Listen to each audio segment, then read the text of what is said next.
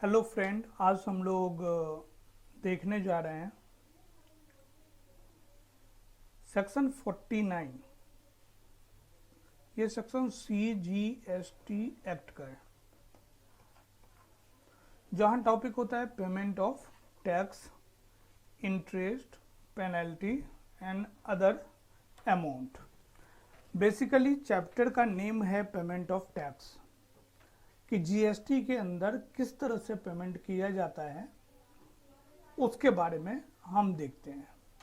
तो जब जीएसटी के पोर्टल पे जाओगे, जीएसटी का जो पोर्टल जहां काम करते हैं gst.gov.in है, यहाँ जब आप जीएसटी नंबर के साथ लॉगिन करेंगे तो लॉगिन करने के बाद आपको ऑप्शन आएगा लेजर का, और इसमें मेनली 3 लेजर होते हैं। एक होता है electronic cash laser,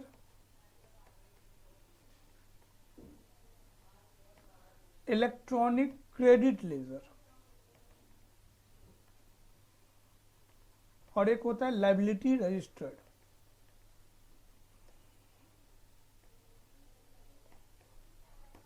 main basically 3 ledger आपको देखने को मिलता है। इलेक्ट्रॉनिक कैश और क्रेडिट लेजर का पहले मीनिंग समझ लेते हैं, फिर आपको इजीली समझ में आ जाएगा। लायबिलिटी रजिस्टर्ड होता है सेटलमेंट के लिए, कि डेबिट क्रेडिट किस तरह से एडजस्ट किया जा रहा है, उसके लिए वो लायबिलिटी रजिस्टर्ड में मिल जाएगा। तो कैश लेजर और क्रेडिट लेजर में हम पहले डिफरेंस समझ लेते हैं कि ये है क्या, electronic cash ledger and electronic credit laser. GST के अंदर यदि कोई सामान आप परचेज करते हो, मान लो हमने 1 लाख रुपए का आइटम परचेज किया और जो हमारा सप्लायर था उसने 1 लाख के ऊपर 18,000 रुपीज़ जीएसटी चार्ज किया, और टोटल इनवॉइस जो हमें बना के दिया, इनवॉइस वैल्यू 1,18,000 का दिया। अब ये 1,18,000 का अमाउंट आपको दिया गया, ये 1,18,000 आपको पे करना है सप्लायर का। जो गुड्स या सर्विसेज का वैल्यू था वो कितने का था, 1 लाख का था। 18,000 रुपीज़ जीएसटी का चार्ज किया सप्लायर ने, हमें इनवॉइस मिला 1,18,000 का, हम टोटल पे कर दिए हैं उसी टाइम 1,18,000। 1,18,000 में कितना टैक्स, जीएसटी कितना, 18,000, 18,000 जो जीएसटी हमने पे किया है। जब वो पर्सन रिटर्न फाइल करेगा तो रिटर्न फाइल करने में वो देगा मेरा जीएसटी नंबर और बोलेगा इन्होंने पेमेंट किया था। जब वो फाइल कर देगा तो उसके फाइल करने के बाद ये ऑटोमेटिक हमारे पोर्टल पे आ जाता है। जब हम अपना पोर्टल में लॉगिन करते हैं तो लॉगिन करेंगे तो क्रेडिट लेजर में ये अमाउंट शो करेगा। कितना शो करेगा, 18,000 शो करेगा। अब मान लो मेरा सेल करेंट मंथ का 5 लाख का है, टोटल अमाउंट 5 लाख का, इसके ऊपर 90,000 हमने जीएसटी कलेक्ट किया है, और ये टोटल 590 का कलेक्शन आया है। ये 90,000 हमें गवर्नमेंट को पे करना है। तो जब हम पे करेंगे तो हम ये देखेंगे कि हमने ऑलरेडी परचेज पे कितना पे कर रखे हैं, कितना पे कर रखे हैं, 18,000। तो जब लायबिलिटी क्रिएट होगा 90,000 का तो ऑटोमेटिक ये क्रेडिट लेजर से एडजस्ट हो जाएगा, और हमें कितना पे करना है, 90 माइनस 18, 72,000। और ऐसा नहीं करना है कि 72,000 का चेक बना के गवर्नमेंट को जमा करना है, ऐसा नहीं करना है। आप जानते हो पेटीएम वॉलेट, आपको कोई भी सामान मोबाइल रिचार्ज करना है तो हम पेटीएम वॉलेट का यूज़ करते हैं। वॉलेट में हम पैसे डालते हैं और जितने रिक्वायरमेंट होती है उतने का पेमेंट हो गया, बाकी हमारा वॉलेट में पड़ा होता है। मान के चलो ऐसे ही इन्होंने एक वॉलेट बना दिया है, यहाँ पे बोला कि भाई जो भी पेमेंट करना है पहले वॉलेट में डालो, फिर यहाँ से पेमेंट ऑटोमेटिक एडजस्ट होगा, पेमेंट कर पाएंगे, हम डायरेक्टली नहीं पेमेंट कर पाएंगे। तो जो भी हम पहले पैसा देना चाहते हैं गवर्नमेंट को, पहले हमें वॉलेट में डालना पड़ेगा। मान लो हमने वॉलेट में डाल दिया कितना, 80,000 डाल दिया, तो यहाँ क्या होगा, 90,000 की लाइबिलिटी बन रही थी, आपके क्रेडिट लेजर से 18,000 एडजस्ट हो गया, नेट लाइबिलिटी कितना 72,000, ये ऑटोमेटिक एडजस्ट होगा हमारे वॉलेट के साथ, और वॉलेट का जो बैलेंस बच जाएगा वो 8,000 बच जाएगा। यदि आप ज़्यादा नहीं डालना चाहते हैं तो आप वॉलेट में कितना डालेंगे ताकि ये एडजस्ट हो जाए, वॉलेट में हमें डालना पड़ेगा 72,000, और उस वॉलेट को कहते हैं जिसके अंदर हम पेमेंट करते हैं टैक्स पेमेंट के लिए, उसे कहते हैं हम कैश लेजर। तो सबसे पहले जो हम डायरेक्टली ऑनलाइन पेमेंट करते हैं वो रिफ्लेक्ट होगा कैश लेजर में, उसके बाद ही हम पेमेंट कर पाएंगे। और ये केवल टैक्स का नहीं है, इसको यदि आप देखेंगे तो ये टैक्स भी हो सकता है, इंटरेस्ट भी हो सकता है, पेनल्टी भी हो सकता है, किसी तरह का अमाउंट यदि हमें गवर्नमेंट को पे करना है तो सबसे पहले हमें क्या करना पड़ेगा, उस वॉलेट में डालना पड़ेगा, जिसको जीएसटी के अंदर इलेक्ट्रॉनिक कैश लेजर कहते हैं। तो इलेक्ट्रॉनिक कैश लेजर और इलेक्ट्रॉनिक क्रेडिट लेजर में क्या डिफरेंस है? इलेक्ट्रॉनिक कैश लेजर में हम कोई भी पेमेंट करने के लिए पहले पैसा डालते हैं और वहां से जीएसटी के पोर्टल पे एडजस्टमेंट होता है, पेमेंट किया जाता है। इलेक्ट्रॉनिक क्रेडिट लेजर हमारे पास एक मिरर की तरह होता है कि जो हमने परचेज करने टाइम में किसी भी पर्सन को टैक्स दिया और अपना जीएसटी नंबर दे चुके हैं, तो जब वो पर्सन रिटर्न फाइल करेगा हमारे पास वो रिफ्लेक्ट होना स्टार्ट हो जाएगा।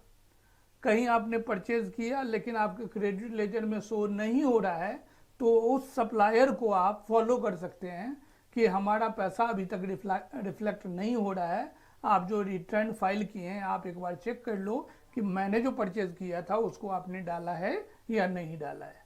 तो बेसिकली ये डिफरेंस है credit ledger and cash ledger में। मतलब कोई भी पेमेंट किया जाएगा जीएसटी के अंदर वो कैश लेजर से किया जाएगा, और ये आफ्टर एडजस्टमेंट होगा। जो भी लायबिलिटी टोटल बनती है कलेक्शन किया जीएसटी का, उसमें से एडजस्ट होगा क्रेडिट लेजर में जो कुछ बचा होगा।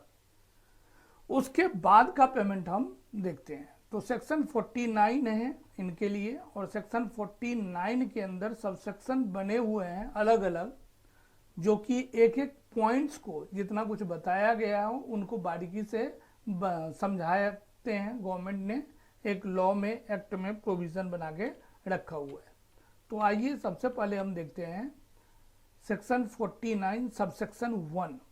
ये सबसेक्शन 1 है सेक्शन 49 का।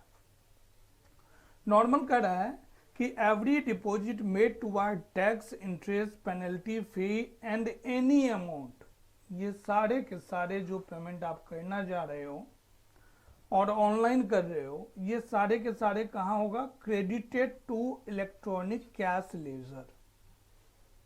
इन्होंने फर्स्ट लाइन में बोला कि किसी तरह का पेमेंट आप करना चाह रहे हैं और ऑनलाइन ट्रांसफर करते हैं, वो आपके कैश लेजर में चला जाता है और कैश लेजर से ही पेमेंट किया जाता है। सेकेंड पॉइंट, सेक्शन 49 सबसेक्शन 2 क्या कहता है कि the input tax credit as self assets in the return of the registered person shall be credit to his credit ledger. मतलब आपने परचेज करने टाइम में किसी तरह का टैक्स पे किया है तो ये रिफ्लेक्ट होगा कहाँ, क्रेडिट लेजर में रिफ्लेक्ट होगा। अब सेक्शन 49 सबसेक्शन 3 क्या कहता है उनको देखते हैं। सेक्शन 49 सबसेक्शन 3 क्या कहता है कि the amount available in the electronic cash ledger में be use for making any payment toward the, जो कैश लेजर में आपके पास अवेलेबल पेमेंट है उसको हम यूज करेंगे टैक्स, इंटरेस्ट, पेनल्टी, फी या any amount payable under the provision of this act और रूल्स मेल। जो भी है आपका पेमेंट जो है वो इसी इलेक्ट्रॉनिक कैश लेजर के थ्रू ही पेमेंट किया जाएगा। ऐसे ही सबसेक्शन 4 क्या कहता है, सेक्शन 49 सबसेक्शन 4 कह रहा है कि the amount available electronic credit laser. Credit ledger क्या था, जो हम खरीदने टाइम में जो पैसा ऑटोमेटिक गया था may be used for any payment toward the input tax under this act। Normal दे दिया है लाइन कि उसका एडजस्टमेंट होगा। हमने भी बताया कि 90,000 होगा, उसमें से आप क्रेडिट लेजर में पैसा है 18,000, आपके पास नेट पेएबल कितना अमाउंट होगा, नेट पेएबल अमाउंट 72,000 होगा। इसको एग्जाम्पल द्वारा बताया गया, उन्हीं को लिखा गया है। तो अभी तक देखें subsection 1, subsection 2, subsection 3 and subsection 4, ये चारों ही सबसेक्शन कैश लेजर और क्रेडिट लेजर के बारे में बात करता है। आइए सबसेक्शन 5 क्या कहता है उनको देखते हैं। Amount of ITC available in electronic credit laser of A registered person on account of. अब देखो, जो क्रेडिट लेजर में अवेलेबल है अमाउंट, उसका यूटिलाइज कैसे किया जाए, करा एक स्टेप बाय। इनको 1, 2 अलग अलग क्लॉज दे रखा है। सी क्लॉज हैं, डी क्लॉज हैं, ई क्लॉज हैं, ई क्लॉज हैं, एफ क्लॉज हैं, एफ क्लॉज तक है। मतलब सेक्शन 49 सबसेक्शन 5 में एफ क्लॉज हैं, और ये एफ क्लॉज केवल एक बात को इंडिकेट करता है। क्या करता है कि जो हमारे पास, इसके ऊपर हम अलग से भी, ये बहुत इंपॉर्टेंट है कि हमारे पास टैक्स कितने तरह के होते हैं। आईजीएसटी होता है, सीजीएसटी होता है, एसजीएसटी होता है, यूटीजीएसटी होता है। ये सारे हमारे टैक्स के टाइप्स हैं, अलग अलग टैक्स लगाया जाता है। ये आपस में एडजस्ट होगा या नहीं होगा, क्योंकि इलेक्ट्रॉनिक लेजर में कौन सा पैसा जमा होगा। मान लो मैं दिल्ली में हूँ और कोई परचेज हमने किया है मुंबई से, तो मुंबई वाले जो इनवॉइस देंगे, मान लो 1 लाख का, उसमें 18,000 रुपीज़ मुंबई वाले कौन सा लगाएंगे, आईजीएसटी।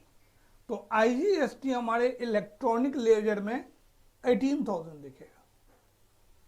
मान के चलो एक परचेज हमने किया दिल्ली में ही, और वहां पता चला कि 5,000 सीजीएसटी और 5,000 एसजीएसटी लगा, सीजीएसटी और एसजीएसटी लगा। तो जो हमारा इलेक्ट्रॉनिक क्रेडिट लेजर है उसमें आईजीएसटी कितना शो हो रहा है, आईजीएसटी शो हो रहा है 18,000, सीजीएसटी कितना शो हो रहा है, सीजीएसटी 5,000, और एसजीएसटी कितना शो हो रहा है, 5,000। ये 3 अमाउंट शो हो रहा है कौन से लेजर में, इलेक्ट्रॉनिक क्रेडिट लेजर में। अब पंगा क्या है कि मैं 100% सेल कर रहा हूं, मैं कर रहा हूं सेल दिल्ली में। तो जो यहाँ टैक्स का कलेक्शन होगा, वो टैक्स का कलेक्शन होगा हमें क्या, सीजीएसटी होगा और एसजीएसटी होगा। ये 2 टैक्स का कलेक्शन होगा। मान लो हमने सेल कर दिया 20 लाख का, तो 20 लाख का 18% कितना हो जाएगा, 1 लाख का 18% 18,000 हो गया, 20 लाख का 18% 3,60,000। तो 1,80,000 हमें यहाँ पे करना है, 1,80,000 हमें यहाँ पे करना है। तो ये हमारी लायबिलिटी है, और ये अमाउंट जो हमने परचेज करने टाइम में खरीदा है, यहाँ हमें पे करना है सीजीएसटी और एसजीएसटी। यहाँ हमारे पास अवेलेबल है आईजीएसटी, सीजीएसटी, एसजीएसटी। अलग अलग अमाउंट में, अलग अलग सेल में अलग अलग अमाउंट हो सकते हैं। तो इसको आपस में एडजस्ट किस तरह से किया जाएगा, इसके लिए हमारे पास जो सेक्शन है वो सेक्शन 49 सबसेक्शन 5 है, जिसको हम अलग से आपको इस टॉपिक को क्लियरिटी के साथ रखेंगे। सेक्शन 49 सबसेक्शन 5 कि किस तरह से आपको एडजस्ट करना है, और सबसे इंपॉर्टेंट टॉपिक है। तो इसी टॉपिक के एंड में देखेंगे हम इसको। उसके बाद हम चलते हैं 6 पे, सेक्शन 49 सबसेक्शन 6 कह रहा है कि the balance in electronic cash ledger और credit ledger after payment of tax, interest, penalty. इसके बाद भी इलेक्ट्रॉनिक कैश लेजर में और इलेक्ट्रॉनिक क्रेडिट लेजर में कुछ बैलेंस है, after payment of tax, interest, fee, penalty and any amount payable under this act, तो इसको may be refunded according with the provision of section 54। Section 54 को, अभी 49 पढ़ रहे हैं हम, 54 पढ़ेंगे बाद में, तो देखेंगे कि 54 के अकॉर्डिंग जैसा बताया गया है सेक्शन 54 में, उस तरह से इस बैलेंस, अवेलेबल जो बैलेंस हैं उनको आप रिफंड किया जा सकता है, रिफंडेड हो सकता है। ये कौन सा प्रोविजन में लिखा है? सेक्शन 49 सबसेक्शन 6 में। आपको भी बताया था कि हमारी लायबिलिटी कितनी बनी, 90,000 की एग्जाम्पल में। सीजी मतलब इलेक्ट्रॉनिक कैश लेजर में कितना है, 18,000। आपके पास कितना लायबिलिटी बना, 72,000 नेट लायबिलिटी बना पे करने के लिए। मैंने आपको बोला इलेक्ट्रॉनिक कैश लेजर में 80,000 डाल दो, 72 मैच एडजस्ट हो जाएगा, बचेगा कितना, 8,000। ये कहाँ बचेगा, इलेक्ट्रॉनिक कैश लेजर में। तो क्वेश्चन आता है कि क्या हम इस 8,000 को रिफंड कर सकते हैं? तो हमारे पास पावर है सेक्शन 49 सबसेक्शन 6 के अकॉर्डिंग कि किसी तरह का इलेक्ट्रॉनिक कैश लेजर और क्रेडिट लेजर में बैलेंस बचा हुआ है after payment of tax, interest, penalty, any other amount, तो हम उस पैसे को रिफंड ले सकते हैं। लेकिन ध्यान देने वाली बात है कि सेक्शन 54 क्या कहता है उनको देखते हुए। आइए नेक्स्ट, सेक्शन 49 सबसेक्शन 7 में क्या लिखा हुआ है कि all liability of taxable person under this act shall be recorded and maintain in A electronic liability register. आपको लास्ट लाइन बताया था, एक कैश लेजर, लेजर में cash, credit and liability registered, तो ये 3 होते हैं, 1 2 3। अभी तक दोनों के बारे में बात कर रहे थे, अब थर्ड के बारे में बात किया कि जो आप ट्रांजैक्शन कर रहे हो वो हर चीज को रिकॉर्डिंग होना चाहिए लायबिलिटी रजिस्टर के अंदर। ये 49(7) का रहा है। 49(8) में देखते हैं, सेक्शन 49 सबसेक्शन 8 में क्या कहा जा रहा है उनको देखते हैं। और यहाँ इन्होंने 3 पॉइंट दे दिया, क्या है पहले प्रोविजन उनको देखते हैं कि every taxable person shall discharge his tax and other dues under this act. यहां दे दिया है फॉलोइंग ऑर्डर। फर्स्ट दिया है self assess tax and other dues related to return previous period,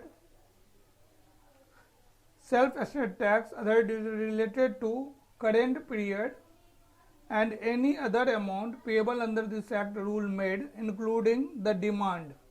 कोई डिमांड है तो उनके अकॉर्डिंग। ये 3, इसका मतलब ये हो गया, सबसे पहले हम पिछले वाले का, मान लो आप जीएसटी रजिस्ट्रेशन करवा रहे हो और 3-4 महीने तक आपने रिटर्न नहीं फाइल किया, और जब आप पोर्टल में चाहेंगे 4 महीने बाद हम करेंट महीने का रिटर्न फाइल कर लें, तो आपको बार बार पॉपअप आएगा कि आप पिछले महीने का नहीं फाइल कर पाए हैं, इसीलिए पहले करंट मंथ का नहीं कर सकते। तो इसके अंदर यही सिस्टम डेवलप, जब आप पिछले महीने करने जाएंगे तब आपको बताएगा आपके लेट फी जो है वो 500 आपको चार्ज कर दिया गया है। जब तक आप पेमेंट नहीं करेंगे तब तक आप पिछले महीने का रिटर्न फाइल नहीं कर सकते। तो हमें पहले पेमेंट करना पड़ेगा प्रीवियस पीरियड का, फिर हम करेंट मंथ का एसेसेबल निकालेंगे, टैक्स डिटरमाइन करेंगे कितना होता है, फिर हम करेंट मंथ का पे कर देंगे।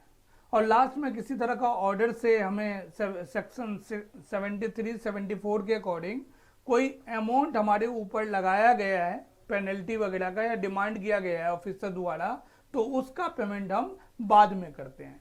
तो सीरियल्स यही चलता है, सबसे पहले आप प्रीवियस पीरियड को लोगे, प्रीवियस पीरियड, उसके बाद करेंट पीरियड को लोगे और फिर डिमांड को लोगे। तो इसका सीक्वेंस यही है। कोई बंदा चाहेगा पहले मैं डिमांड पूरा कर दूं या करेंट पीरियड पूरा कर दूं, तो इस तरह से आप संभव नहीं है प्रैक्टिकली, क्योंकि पेमेंट आप ऑनलाइन ही करेंगे तो जब तक आपका प्रीवियस टैक्स पीरियड का पेमेंट नहीं होगा, ड्यूज क्लियर नहीं होगा, तब तक आप सेल्फ असेसमेंट में मतलब करंट पीरियड में नहीं आ पाएंगे। तो ये सबसेक्शन 8 में बताया गया है। आइए हम देखते हैं सेक्शन 49 सबसेक्शन 9 को। ये मिसलेनियस पॉइंट कुछ वर्ड्स जो दिए गए हैं इस सेक्शन के अंदर, उनके बारे में बताया जा रहा है। और क्या उनके बारे में बताया जा रहा है, यहाँ देखिए आप, कह रहा है कि date of credit to the account of the government in the authorised bank shall be deemed to be date of deposit in electronic cash ledger. उनको मान लिया जाएगा कि आपने उस डेट को डिपॉजिट किया है। दूसरा कह रहा है कि ऑल ड्यूज का मतलब जो है वो केवल means the tax payable under does not include interest fee penalty. All dues का मतलब केवल पेमेंट ऑफ टैक्स है। एंड अदर ड्यूज का मतलब इंटरेस्ट, पेनल्टी एंड फी है। मतलब टैक्स ड्यूज का मतलब इस एक्ट के, इस प्रोविजन के, और अदर ड्यूज यदि बोला गया है एक्ट में तो इसका मतलब है इंटरेस्ट से, पेनल्टी से, फी से, इनके बारे में। और टैक्स ड्यूज का मतलब हो गया कि टैक्स पेएबल अमाउंट कितना है, उनके बारे में बात किया जा रहा है। यहाँ क्लियर कर दिया है।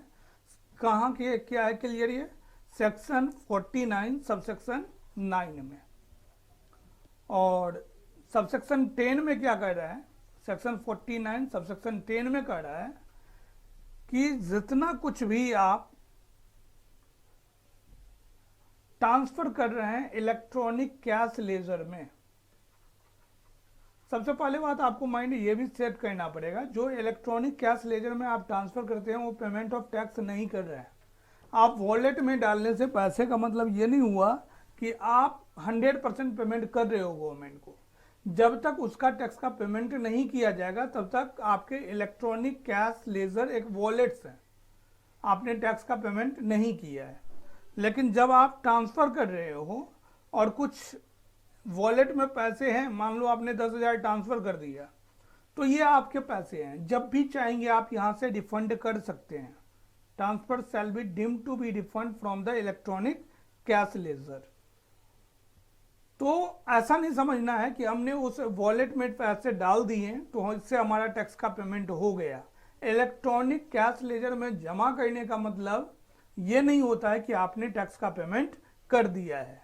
और जो लास्ट प्रोविजन है सेक्शन 49 सबसेक्शन 11 का, कि where any amount has been transferred to electronic cash ledger under this act provision shall deem to be deposited said ledger as provided in subsection 1।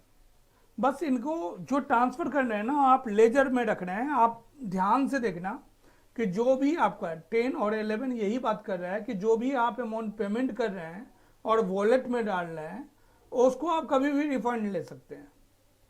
और उसमें जमा करने का मतलब ये नहीं है कि टैक्स का पेमेंट आपने कर दिया, वो आपका पैसा है, आप कभी भी वहाँ से रिफंड कर सकते हैं। आप ऐसा पैसा वहाँ रखा भी गया है तो ये मान लिया जाएगा कि आपने रिफंड क्लेम कर लिया, आपने टैक्स का पेमेंट नहीं किया है।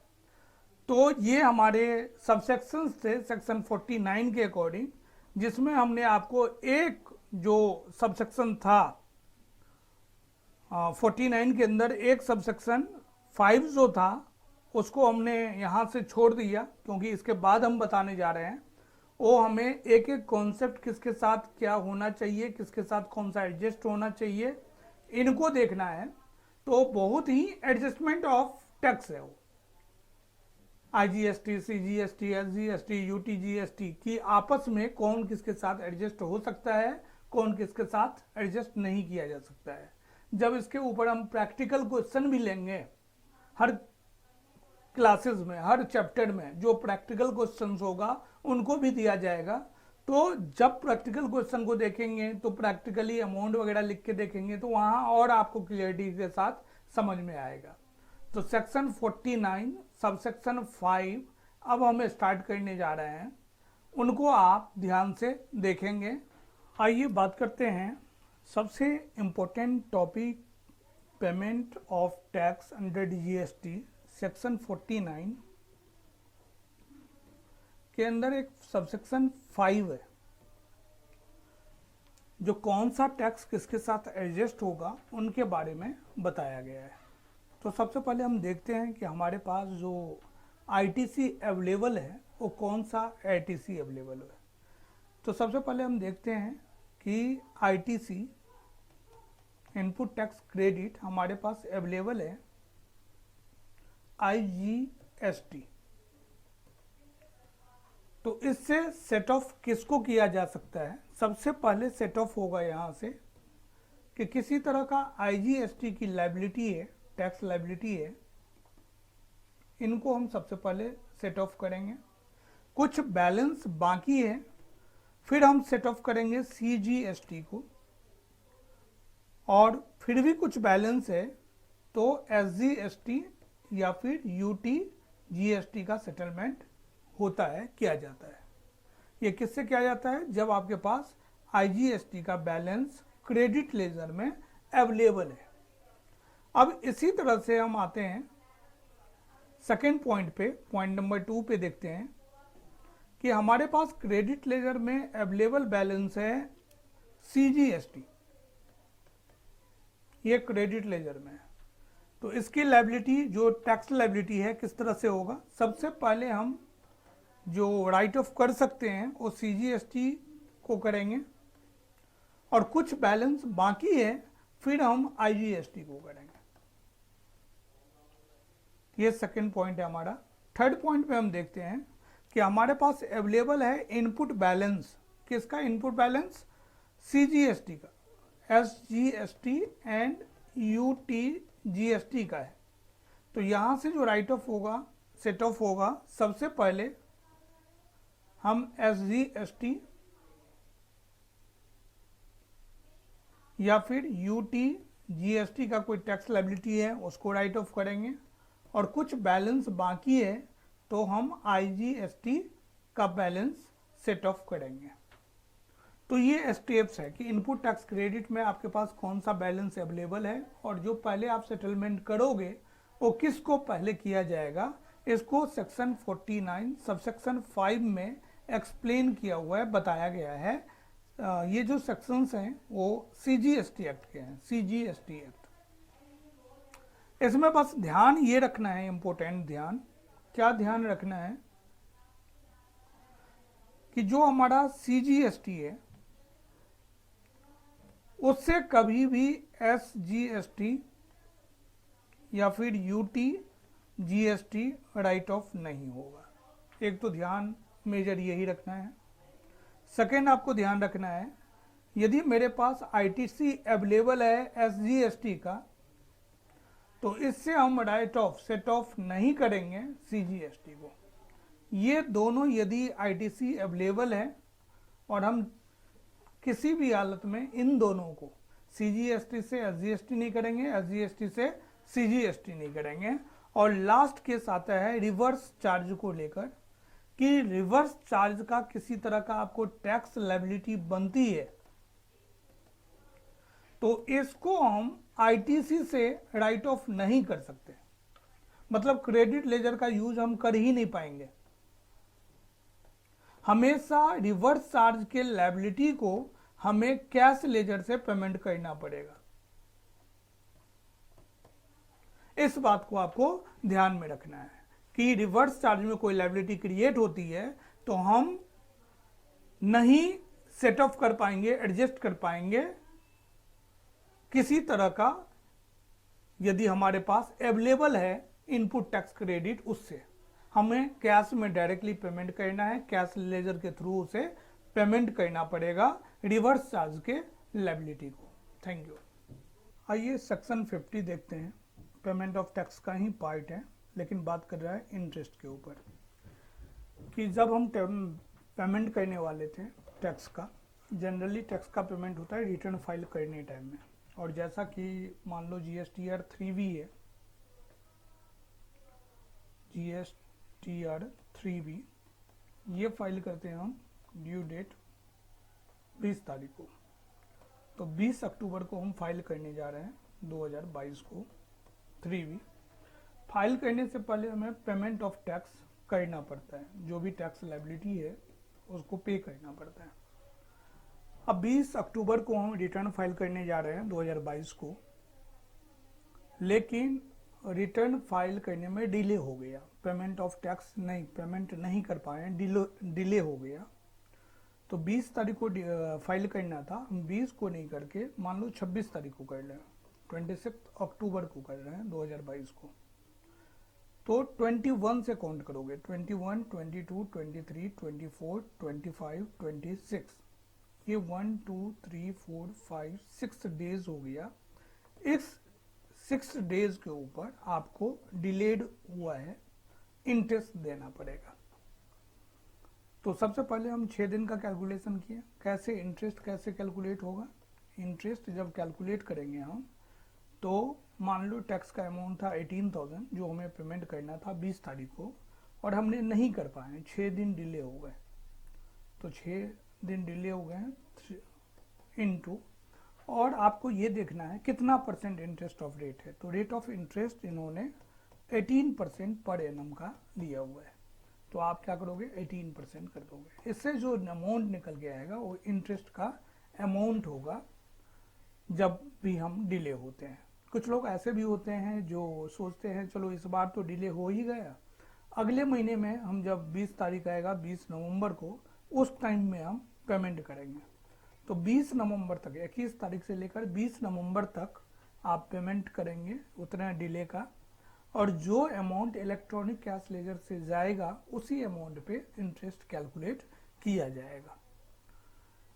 और ये जो इंटरेस्ट होता है आपको पहले भी बताया गया था लेजर्स के बारे में, तो आइए हम एक बार फिर से दिखाते हैं आपको।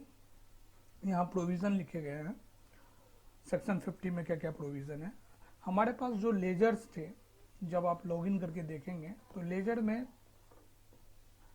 इलेक्ट्रॉनिक कैश लेजर थे और इलेक्ट्रॉनिक क्रेडिट लेजर थे, और एक इलेक्ट्रॉनिक लायबिलिटी रजिस्टर्ड होती है।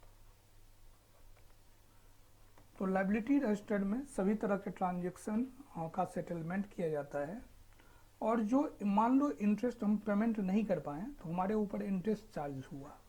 ये जो इंटरेस्ट है हमारे लिए क्या है, ये एक्सपेंस है, और हम जनरल अकाउंटिंग में जानते हैं एक्सपेंस होता है तो इसको हम डेबिट कर दिया जाता है हमारे ऊपर। तो ये डेबिट होगा इंटरेस्ट का अमाउंट, और कहाँ होगा, तो इलेक्ट्रॉनिक लायबिलिटी रजिस्टर के अंदर डेबिट किया जाएगा। किसको, इंटरेस्ट को। और जब हम इंटरेस्ट का पेमेंट करेंगे तो इलेक्ट्रॉनिक कैश लेजर में वॉलेट में पहले पैसा डालना पड़ेगा, और इससे इंटरेस्ट का पेमेंट किया जाएगा। तो जिस डेट को पेमेंट होगा ये सब इलेक्ट्रॉनिक लायबिलिटी रजिस्टर में आपको शो होंगे, दिखाए जाएंगे। तो बेसिकली इंटरेस्ट में हमें क्या देखना है कि दिन का कैलकुलेशन कैसे होगा। 20 तारीख ड्यू डेट है तो 21 से हम डे काउंट करना स्टार्ट करेंगे। Rate of interest days basis पे होगा, 10 डेज लेट है तो 10 डेज डिवाइडेड बाय 365 के हिसाब से होगा। और रेट क्या होगा, 18% पर एनम का इंटरेस्ट का रेट दिया गया है। और ये सारे प्रोविजन को सेक्शन 50 में बताया गया है of CGST act. CGST act के अंदर में सेक्शन 50 के प्रोविजन को रखा गया है। तो ये 2 सेक्शन है पर्टिकुलर पेमेंट ऑफ टैक्स में, एक है पेमेंट ऑफ टैक्स या फिर इंटरेस्ट पेनल्टी, सबके बारे में बताया गया है। और यदि आप डिले हो जाते हैं तो सेक्शन 50 के अकॉर्डिंग कैलकुलेशन होता है कि कितना इंटरेस्ट का पेमेंट किया जाना चाहिए, कितने दिनों के लिए होना चाहिए, किस बुक में शो होगा ये, और इसका कहाँ से किया जाएगा। तो हमेशा इलेक्ट्रॉनिक कैश लेजर से इसका पेमेंट किया जाता है। Thank you.